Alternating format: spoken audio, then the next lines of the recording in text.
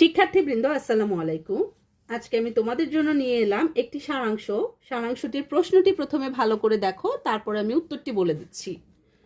মহাসমুদ্রের শত বৎসরের কল্লোল কেহ যদি এমন করিয়া বাঁধিয়া রাখিতে পারিত যে সে ঘুমাইয়া পড়া শিশুটির মতো চুপ করিয়া থাকিত, তবে সেই নীরব মহাশব্দের সহিত এই লাইব্রেরির তুলনা হইত। এখানে ভাষা চুপ করিয়া আছে, প্রবাহ স্থির হইয়া আছে, মানবাত্মার অমর আলোক কালো অক্ষরের শৃঙ্খলে কাগজের কারাগারে বাধা পড়িয়া আছে।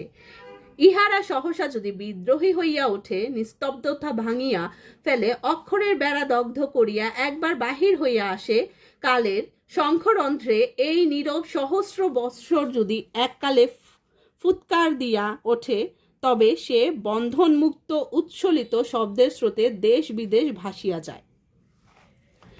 হিমালয়ের মাথার উপরে কঠিন তুষারের মধ্যে যেমন কত শত বন্যা বাধা পড়িয়া আছে, তেমনি এই লাইব্রেরির মধ্যে মানব হৃদয়ের বন্যাকে বাঁধিয়া রাখিয়াছে। সারাংশ: লাইব্রেরি নীরব সমুদ্রের মতো কাল থেকে কালান্তরের অগাধ জ্ঞান ও প্রজ্ঞার অন্যতম বাহক। এটি মানুষের হাজার হাজার বছরের সাধনালব্ধ জ্ঞানের ভাণ্ডার।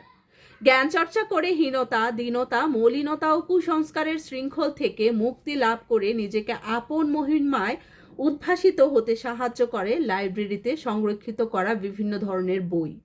তাই লাইব্রেরি মানব জাতির জন্য অগ্রগণ্য ভূমিকা পালন করে।